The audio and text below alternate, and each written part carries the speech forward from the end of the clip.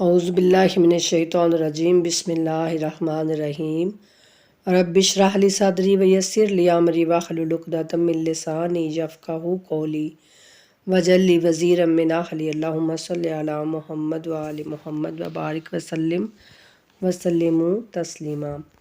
الحمدللہ آج ہم اپنے 70ویں پارے کا آغاز کر رہے ہیں۔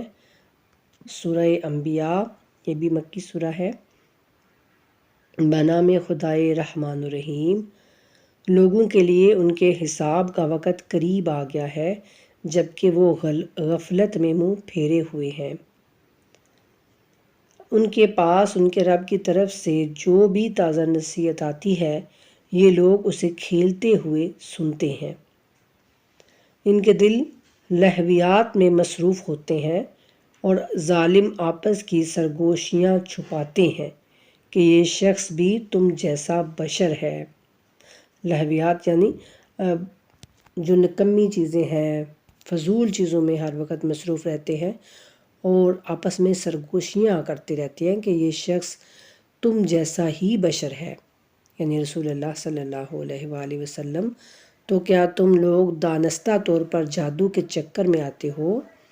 یعنی مشرکین مکہ جو ہیں وہ ارد گرد کے اگر لوگ اسلام قبول کرتے بھی تو وہ ان سے یہ کہتے کہ یہ تو ہم جیسا ہی ایک بشر ہے، تو کیا تم اس کے جادو کے چکر میں آ رہے ہو؟ تو رسول نے کہا کہ میرا رب ہر وہ بات جانتا ہے جو آسمان و زمین میں ہے اور وہ خوب سننے والا اور جاننے والا ہے۔ بلکہ وہ کہتے ہیں کہ یہ قرآن تو پریشان خوابوں کا ایک مجموعہ ہے، بلکہ یہ اس کا خود ساختہ ہے، بلکہ یہ تو شاعر ہے، ورنہ یہ کوئی معجزہ پیش کرے کہ جیسے پہلے انبیاء معجزوں کے ساتھ بھیجے گئے تھے۔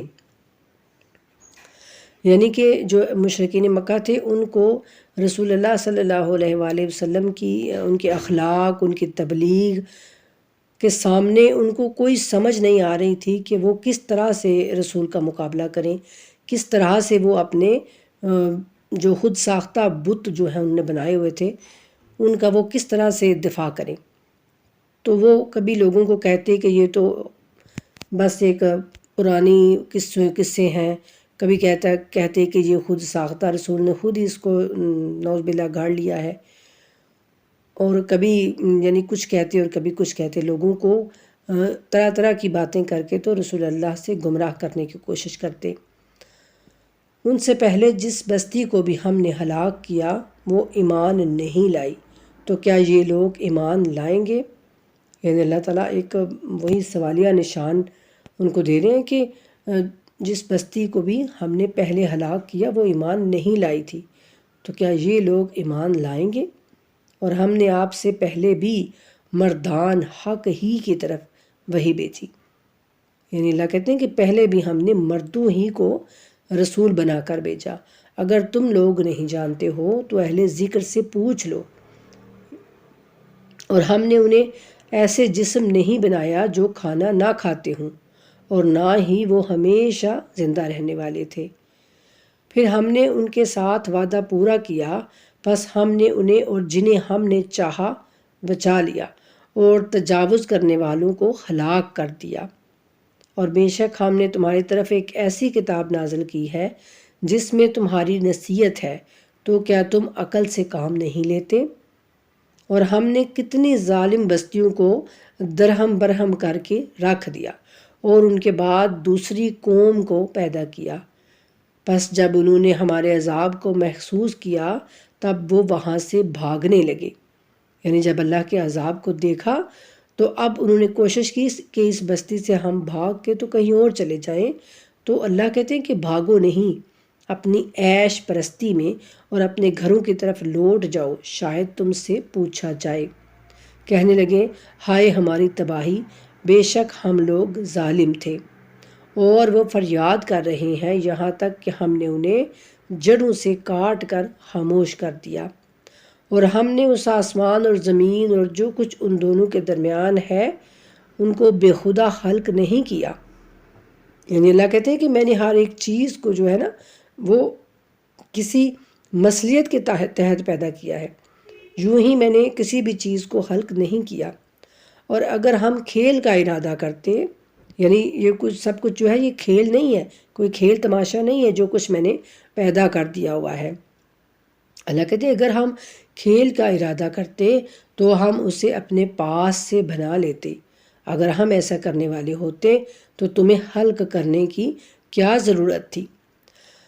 بلکہ ہم باطل پر حق کی چوٹ لگاتے ہیں جو اس کا سر کچل دیتا ہے۔ یعنی باطل ہمیشہ مٹ کر رہے گا اور حق جو ہے وہ ہمیشہ بلند ہوگا، اور باطل مٹ جاتا ہے اور تم پر تباہی ہو ان باتوں کی وجہ سے جو تم بناتے ہو، اور آسمانوں اور زمین میں موجود مخلوقات اسی کی ہے، اور جو اس کے پاس ہیں وہ اللہ کی عبادت سے نہ تو تکبر کرتے ہیں اور نہ ہی اکتاتے ہیں۔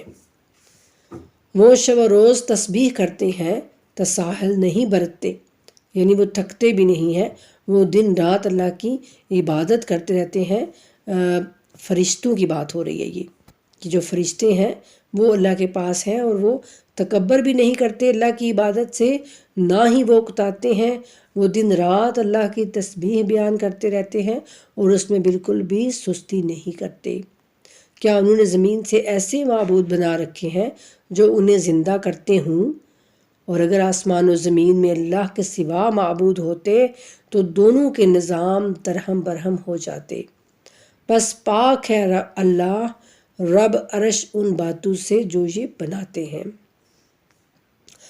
اللہ کہتے ہیں کہ اگر کوئی اور بھی اس کے ساتھ معبود ہوتا نا تو پھر یہ سارا نظام جو اس طرح سے چل رہا ہے وہ اس طرح سے ایک ہی سمت میں، ایک ہی جہت میں وہ نہیں چل سکتا تھا۔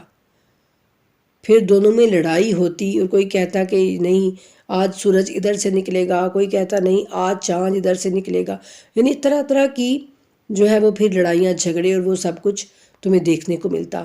لیکن تم دیکھتے ہو کہ پوری دنیا کا نظام جو ہے وہ ایک ہی سمت میں، ایک ہی جہت میں چل رہا ہے، دن رات آگے پیچھے سب کچھ وہ ایک ہی طرح کا ہو رہا ہے، کچھ بھی ایسا نہیں ہوتا کہ جو روٹین کے خلاف ہو۔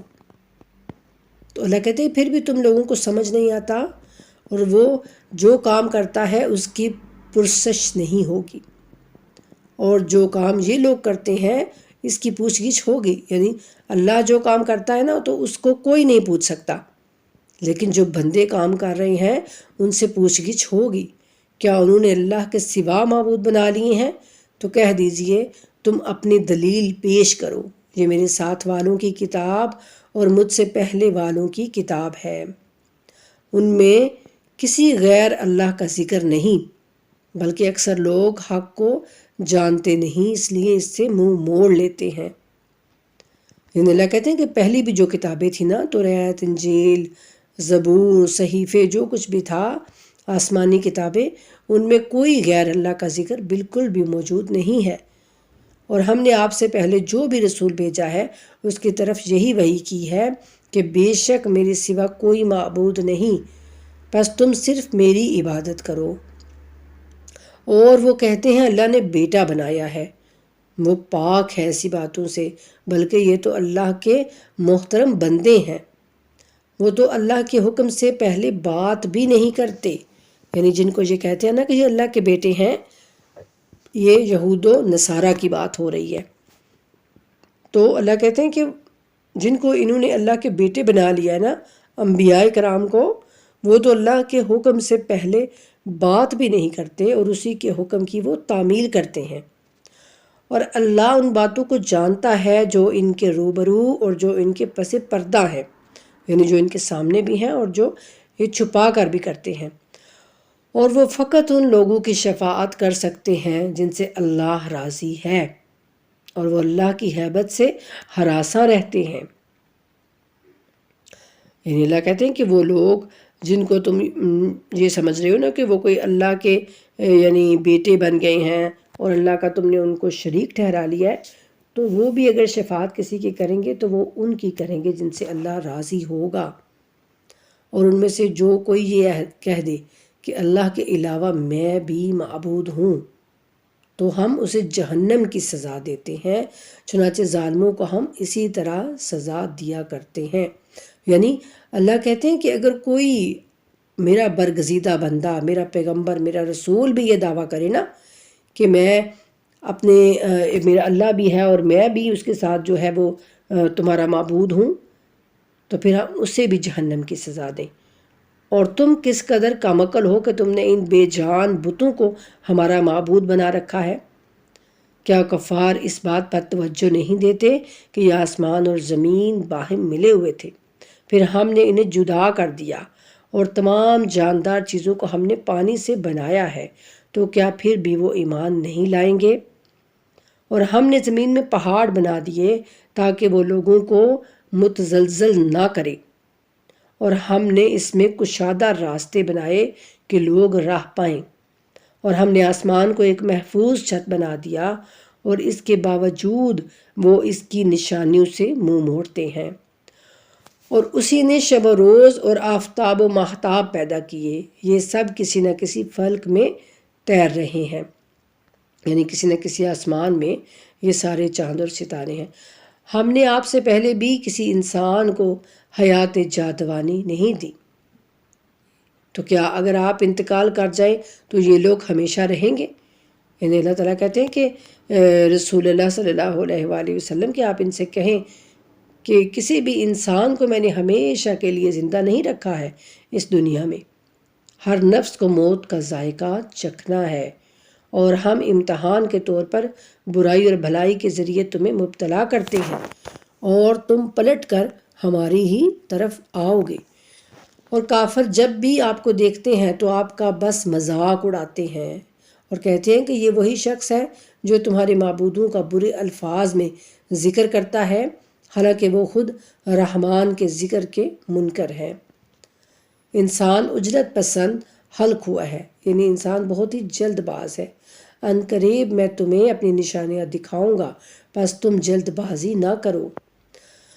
اور وہ کہتے ہیں کہ اگر آپ سچے ہیں تو بتائیں یہ عذاب کا وعدہ کب پورا ہوگا؟ تو اللہ کہتے ہیں کہ کاش کفار کو اس وقت کا علم ہو جاتا جب وہ آتش جہنم کو نہ اپنے چہروں سے اور نہ ہی اپنی پشتوں سے ہٹا سکیں گے، اور نہ ہی ان کی کوئی مدد کی جائے گی، بلکہ یہ قیامت کا ہولناک عذاب ان پر اچانک آئے گا تو انہیں بدحواس کر دے گا، پھر انہیں نہ اسے ہٹانے کی استطاعت ہوگی اور نہ ہی انہیں مہلت دی جائے گی۔ اور بے شک آپ سے پہلے بھی رسولوں کا مذاق ہوتا رہا ہے، مگر ان مذاق کرنے والوں کو اسی عذاب نے آ گھیرا جس کا وہ مذاق کیا کرتے تھے۔ تو کہہ دیجئے کہ رات اور دن میں رحمان سے تمہیں کون بچائے گا، بلکہ یہ لوگ تو اپنے رب کے ذکر سے منہ موڑے ہوئے ہیں۔ کیا ہمارے علاوہ بھی ان کے معبود ہیں جو انہیں بچا لیں؟ وہ تو خود اپنی مدد کی بھی استطاعت نہیں رکھتے، اور نہ ہی ہماری طرف سے ان کا ساتھ دیا جائے گا، بلکہ ہم تو انہیں اور ان کے آباء کو سامان زیست دیتے رہے یہاں تک کہ ان پر عرصہ دراز گزر گیا۔ تو کیا یہ لوگ دیکھتے نہیں ہیں کہ ہم عرصہ زمین ہر طرف سے تنگ کر رہے ہیں؟ تو کیا پھر بھی یہ لوگ غالب آنے والے ہیں؟ کہہ دیجئے میں وحی کی بنا پر تمہیں تنبیہ کر رہا ہوں، مگر جب بہروں کو تنبیہ کی جائے تو کسی پکار کو نہیں سنتے، اور اگر انہیں آپ کے رب کا تھوڑا سا عذاب بھی چھو جائے تو وہ ضرور کہنے لگ جائیں گے، ہائے ہماری تباہی، ہم یقیناً ظالم تھے۔ اور ہم قیامت کے دن عدل کا ترازو قائم کریں گے، پھر کسی شخص پر ذرہ برابر بھی ظلم نہیں کیا جائے گا، اور اگر رائی کے دانے برابر بھی کسی کا عمل ہوا تو ہم اسے اس کے لیے حاضر کر دیں گے، اور حساب کرنے کے لیے ہم ہی کافی ہیں۔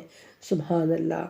یعنی اللہ کہتے ہیں کہ جب عدل کا ترازو قائم کیا جائے گا تو پھر کسی شخص پر بھی ذرہ برابر بھی ظلم میں نہیں کروں گا، اور اگر کسی کا رائی کے دانے کے برابر بھی کوئی عمل ہوگا نا، یعنی کوئی اچھا عمل، بندہ یہ نہ کہے کہ ہائے میرا اچھا عمل کوئی اتنا سا تھا وہ کہاں چلا گیا، تو وہ بھی اللہ کہتے ہیں کہ ہم حاضر کر دیں گے۔ اور بے شک ہم نے موسیٰ اور ہارون کو فرقان اور ایک روشنی اور ان متقین کے لیے نصیحت عطا کی جو بن دیکھے اپنے رب سے ڈرتے ہیں، فرقان یعنی حق و باطل میں فرق کرنے والی کتاب، اور قیامت سے بھی خوف کھاتے ہیں۔ اور یہ قرآن ایک مبارک ذکر ہے جسے ہم نے نازل کیا ہے، کیا تم اس کے بھی منکر ہو؟ سبحان اللہ، یہ قرآن اللہ بار بار کہتے ہیں کہ یہ قرآن جو ہے نا یہ بابرکت کتاب ہے، جیسے سورہ قدر میں کہا گیا، اور یہاں بھی تو اللہ تعالیٰ اس قرآن کا ذکر جو ہے وہ بہت ہی بابرکت طریقے سے کرتے ہیں۔ تو ہم سب کو بھی چاہیے کہ قرآن کے ساتھ جڑ جائیں، قرآن کی تلاوت کیا کریں۔ یہ مہینہ قرآن کی تلاوت کا ہے، اس مہینے میں بہت زیادہ قرآن کی تلاوت کیا کریں۔ ایک حدیث مبارکہ ہے کہ پوچھا گیا کہ اس مہینے میں جو ہے وہ ذکر کرنا زیادہ بہتر ہے، یعنی قرآن کی تلاوت کرنا یا پھر اس کو غور و فکر سے تدبر سے پڑھنا؟ تو کہا گیا کہ اس مہینے میں زیادہ فضیلت ہے کہ تم اس کو پڑھو، اس کی عربی پڑھو، اس کی تلاوت کرو، لیکن باقی 11 مہینے جو ہے وہ اس کو سمجھو اور پھر ان پر عمل کرنے کی کوشش کرو۔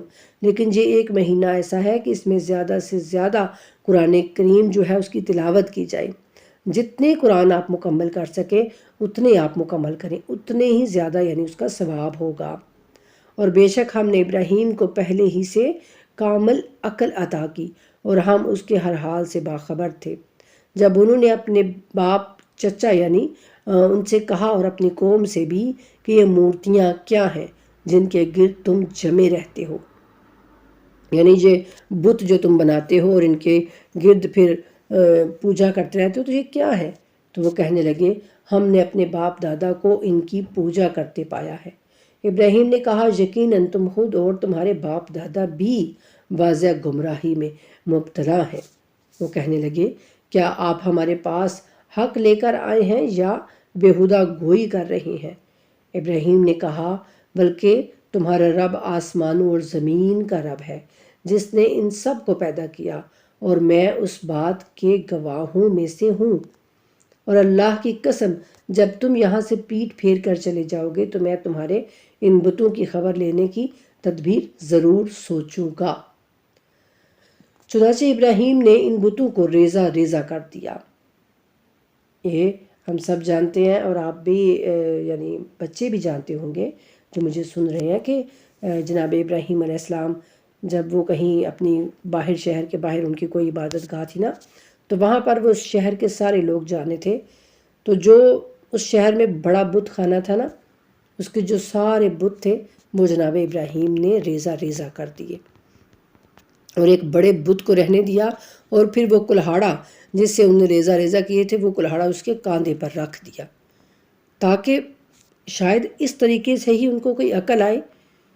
تو چنانچہ ابراہیم نے ان بتوں کو ریزہ ریزہ کر دیا سوائے ان کے بڑے بت کے، تاکہ وہ اس کی طرف رجوع کریں، یعنی وہ اس کے نام لگا سکیں کہ یہ سارا کام اس نے کیا ہے، اور پھر ان کو پتہ چل سکے۔ تو وہ کہنے لگے کہ جس نے ہمارے معبودوں کا یہ حال کیا ہے یقیناً وہ ظالموں میں سے ہے۔ کچھ نے کہا کہ ہم نے ایک جوان کو ان بتوں کا برے الفاظ میں ذکر کرتے ہوئے سنا ہے جسے ابراہیم کہتے ہیں۔ کہنے لگے اسے سب کے سامنے پیش کرو تاکہ لوگ اسے دیکھ لیں۔ کہا ابراہیم کیا ہمارے معبودوں کا یہ حال تم نے کیا ہے؟ تو جناب ابراہیم نے کہا بلکہ ان کے اس بڑے بت نے ایسا کیا ہے، یعنی انہوں نے کہا کہ نہیں، تم جو بڑا بت ہے اس سے پوچھو، سو ان سے پوچھ لو اگر یہ بولتے ہیں۔ یہی جناب ابراہیم ان کو دلیل دینا چاہتے تھے کہ دیکھو اب ان کے اس بت کے سامنے ہی کوئی آ کر تمہارے ان سارے چھوٹے بتوں کو توڑ گیا، اور کلہاڑا بھی اس بڑے بت کے اوپر پڑا ہوا ہے، تو پھر اس کا مطلب ہے کہ اسی نے ان سب کو مارا ہے، تو پوچھو ذرا اس سے اگر یہ بولتے ہیں تو یہ سن کر وہ اپنے ضمیر کی طرف پلٹے اور کہنے لگے حقیقتاً تم خود ہی ظالم ہو۔ یعنی ان کے اندر جو ضمیر تھا نا، جیسے کہتے ہیں کہ ہمارے ضمیر نے ہم سے یہ کہا، ہمارا ضمیر گواہی نہیں دیتا کہ ہم یہ بات کریں، ہم یہ کام کریں، اس طرح سے جو اندر انسان کے ضمیر ہوتا ہے نا وہ اس کو حق کی طرف کھینچتا ہے، وہ اس کو حق بتاتا ہے، تو وہ پھر اپنے ضمیر کی طرف جب انہوں نے اپنے ضمیر کی آواز سنی تو اس نے کہا کہ حقیقتاً تم خود ہی ظالم ہو، یعنی یہ تو بول بھی نہیں سکتے، پھر وہ اپنے سروں کے بل اوندے ہو گئے اور ابراہیم سے کہا تم جانتے ہو یہ نہیں بولتے۔ تو ابراہیم نے کہا تو پھر تم اللہ کو چھوڑ کر انہیں کیوں پوجتے ہو جو تمہیں نہ فائدہ پہنچا سکتے ہیں اور نہ نقصان؟ تف ہو تم پر، تف یعنی بیزاری کی جو ایک کیفیت ہوتی ہے نا، کہ اس کو کہتے ہیں تف ہو تم پر اور ان معبودوں پر جنہیں تم اللہ کو چھوڑ کر پوجتے ہو، کیا تم عقل نہیں رکھتے؟ وہ کہنے لگے اگر تمہیں کچھ کرنا ہے تو اسے جلا دو۔ یعنی وہ کہنے لگے، لوگ آپس میں چیم گوئیاں کرنے لگے کہ اگر تمہیں کچھ کرنا ہے، تم اپنے معبودوں کی مدد کرنا چاہتے ہو، تو اپنے خداؤں کا انتقام لینا چاہتے ہو تو تم ابراہیم کو جلا دو اور اپنے خداؤں کی مدد کرو، نصرت کرو۔ ہم نے کہا اے آگ ٹھنڈی ہو جا۔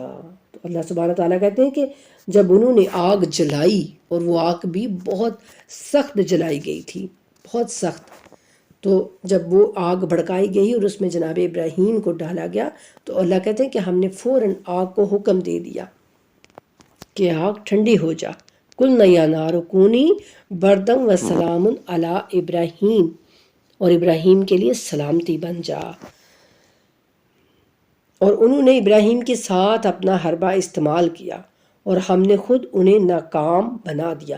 یہ آیت کہا جاتا ہے کہ جب بھی کسی کو بہت سخت بخار چڑھ جائے نا اور اس کا بخار نہ اتر رہا ہو، تو پھر آپ تسبیح اپنے ہاتھ میں پکڑیں، اور وہ تسبیح جو ہے وہ اس انسان کے یعنی چہرے سے یا اس کے بازو وغیرہ سے وہ ٹچ ہوتی رہے، اور آپ اس کو لے کے تو اس کو پڑھیں، پورا 100 دانے جو ہوتے ہیں تسبیح کے، وہ آپ یہی آیت پڑھیں، قُلْنَا يَا نَارُ كُونِي بَرْدًا وَسَلَامٌ عَلَىٰ ابراہیم۔ یہ والی آیت آپ پڑھیں تو انشاءاللہ بخار جو ہے وہ بخار اتر جائے گا، بخار میں کمی ہوگی۔ اللہ تعالیٰ نے اس میں یعنی یہ شفا رکھی ہے۔ اور انہوں نے ابراہیم کے ساتھ اپنا حربہ استعمال کیا اور ہم نے خود انہیں ناکام بنا دیا۔ اور ہم ابراہیم اور لوط کو بچا کر اس سرزمین کی طرف لے گئے جسے ہم نے عالمین کے لیے بابرکت بنایا ہے، اور ہم نے ابراہیم کو اسحاق اور یعقوب بطور عطیہ دیے، اور ہم نے ہر ایک کو صالح بنایا، اور ہم نے انہیں پیشوا بنایا جو ہمارے حکم کے مطابق رہنمائی کرتے تھے، اور ہم نے نیک عمل کی انجام دہی اور قیام، نماز اور ادائیگی زکوٰۃ کے لیے ان کی طرف وحی کی۔ سبحان اللہ، یعنی وہی اللہ کا دین ہے، سچا دین، آدم سے لے کے جناب محمد مصطفیٰ صلی اللہ علیہ وآلہ وسلم تک۔ نیک عمل کرو، قیام کرو، نماز پڑھو اور زکوٰۃ کی ادائیگی کرو، وہ ہمارے عبادت گزار تھے۔ اور لوط کو ہم نے حکمت اور علم عطا کیا، اور ہم نے انہیں اس بستی کے شر سے نجات دی جہاں کے لوگ بے حیائی کا ارتکاب کرتے تھے، یقیناً وہ برائی والے اور بدکار قوم تھی۔ اور ہم نے انہیں لوط کو اپنی رحمت میں داخل کیا، وہ یقیناً صالحین میں سے تھے۔ یعنی اللہ کہتے ہیں ہم نے لوط کو بچا لیا، اور نوح کو بھی ہم نے نوازا جب انہوں نے ابراہیم سے پہلے ہمیں پکارا۔ یعنی اس کا مطلب کہ نوح علیہ السلام جناب ابراہیم علیہ السلام کے سے پہلے آئے تھے۔ یہ اللہ بتانا چاہتے ہیں کہ نوح کو بھی جب انہوں نے ابراہیم سے پہلے پکارا تو ہم نے ان کی دعا کو قبول کیا، پس انہیں اور ان کے گھر والوں کو بڑی پریشانی سے نجات دی، اور اس قوم کے مقابلے میں ان کی مدد کی جو ہماری نشانیوں کی تکذیب کرتی تھی، اور یقیناً وہ برے لوگ تھے، چنانچہ ہم نے ان سب کو غرق کر دیا۔ اور داؤد سلیمان کو بھی نوازا، حضرت داؤد علیہ السلام جن کو زبور عطا کی گئی، اور ان کے بیٹے جناب سلیمان علیہ السلام کو بھی اللہ کہتے ہیں ہم نے نوازا۔ جب وہ دونوں ایک کھیت کے بارے میں فیصلہ کر رہے تھے جس میں رات کے وقت لوگوں کی بکریاں بکھر گئی تھیں اور ہم ان کے فیصلے کا مشاہدہ کر رہے تھے، تو ہم نے سلیمان کو اس کا فیصلہ سمجھا دیا، اور ہم نے دونوں کو حکمت اور علم عطا کیا، اور ہم نے پہاڑوں اور پرندوں کو داؤد کے لیے مسخر کیا۔ سبحان اللہ، جو ان کے ساتھ تسبیح کرتے تھے، اور ایسا کرنے والے ہم ہی تھے۔ سبحان اللہ، یعنی حضرت داؤد علیہ السلام کی آواز کہا جاتا ہے کہ اس قدر خوبصورت آواز تھی ان کی کہ جب آپ یعنی کسی جنگل میں جا کے نا تو وہ زبور جو کتاب تھی اس کی تلاوت کرتے، اس کو پڑھتے، اور اس قدر خوبصورت آواز تھی آپ کی کہ آپ کی آواز کو سن کر تو تمام پرندے بھی آپ کے ساتھ وہ پڑھنے لگتے، اور پہاڑ بھی آپ کے ساتھ اللہ کی حمد اور تسبیح بیان کرنے لگتے۔ تو اللہ کہتے ہیں کہ ایسا کرنے والے ہم ہی تھے، یعنی ہم ہی نے ہر چیز کو ان کے ساتھ جو ہے وہ حکم دیا تھا ایسا کرنے کا، اور ہم نے تمہارے لیے انہیں زرا سازی کی صنعت سکھائی۔ لوہا جو ہے وہ جناب داؤد علیہ السلام کے ہاتھوں میں نرم کر دیا گیا، وہ اپنے ہاتھوں سے ہی تروڑ مروڑ کے تو وہ زرہ وغیرہ تیار کرتے تھے تاکہ تمہاری لڑائی میں وہ تمہارا بچاؤ کرے، تو کیا تم شکر گزار ہو؟ اور سلیمان کے لیے تیز ہوا کو مسخر کیا جو ان کے حکم سے اس سرزمین تک چلتی تھی جسے ہم نے بابرکت بنایا تھا، اور ہم ہر چیز کا علم رکھنے والے ہیں۔ اور شیاطین میں سے کچھ کو مسخر بنایا جو ان کے لیے غوطے لگاتے تھے۔ شیاطین یعنی جن جو تھے نا، جنات، ان کو اللہ کہتے ہیں کہ ہم نے ان کے لیے مسخر کیا، وہ ان کے یعنی غلام بن گئے، اور وہ غوطے لگاتے تھے، اور اس کے علاوہ دیگر کام بھی کرتے تھے، یعنی سمندر میں غوطے لگاتے تھے، اور ہم ان سب کی نگہبانی کرتے تھے۔ اور ایوب کو بھی اپنی رحمت سے نوازا جب انہوں نے اپنے رب کو پکارا کہ مجھے بیماری سے تکلیف ہو رہی ہے اور تو سب سے زیادہ رحم کرنے والا ہے، تو ہم نے ان کی دعا قبول کی اور ان کی تکلیف ان سے دور کر دی، اور انہیں ان کے اہل و عیال عطا کیے، اور اپنی رحمت سے ان کے ساتھ اتنے مزید بھی جو عبادت گزاروں کے لیے ایک نصیحت ہے۔ اور اسماعیل اور ادریس اور ذوالکفل کو بھی اپنی رحمت سے نوازا، یہ سب صبر کرنے والوں میں سے تھے، اور ہم نے انہیں اپنی رحمت میں داخل کیا، یقیناً یہ صالحین میں سے تھے۔ اور ذوالنون کو بھی اپنی رحمت سے نوازا۔ ذوالنون جو ہے جناب یونس علیہ السلام کو ذوالنون کہا جاتا ہے۔ جب وہ غصے میں چل دیے اور خیال کرنے لگے کہ ہم ان پر سختی نہیں کریں گے، چنانچہ وہ اندھیروں میں پکارنے لگے۔ جب وہ مچھلی کے پیٹ کے اندر چلے گئے تو پھر وہ اندھیروں میں پکارنے لگے کہ تیرے سوا کوئی معبود نہیں، تو پاک ہے، یقیناً میں ہی زیادتی کرنے والوں میں سے ہوں۔ لا الہ الا انت سبحانک انی کنت من الظالمین، یہ وہ آیت کریمہ جس کو بولا جاتا ہے اور جس کو پڑھا جاتا ہے۔ تو وہ جناب یونس علیہ السلام نے جب یہ آیت پڑھی تو پھر اللہ کہتے ہیں کہ پھر ہم نے ان کی دعا قبول کی، اور ہم نے انہیں غم سے نجات دی، اور ایمان والوں کو ہم اسی طرح نجات دیتے ہیں۔ اور زکریا کو بھی رحمتوں سے نوازا جب انہوں نے اپنے رب کو پکارا کہ میرے رب مجھے تنہا نہ چھوڑ، اور تو بہترین وارث ہے۔ بس ہم نے ان کی دعا کو قبول کیا اور انہیں یحییٰ عطا کیے، اور ان کی بیوی کو ان کے لیے نیک بنا دیا۔ یہ لوگ کارہائے خیر میں سبقت کرتے تھے، یعنی نیک کاموں میں یہ جلدی کیا کرتے تھے، اور شوق و خوف دونوں حالتوں میں ہمیں پکارتے تھے، یعنی شوق سے بھی اور ہمارے ڈر سے بھی، ہمارے خوف سے بھی ہمیں پکارتے تھے، اور ہمارے لیے خشوع کرنے والے تھے، خود کو جھکانے والے تھے ہمارے سامنے۔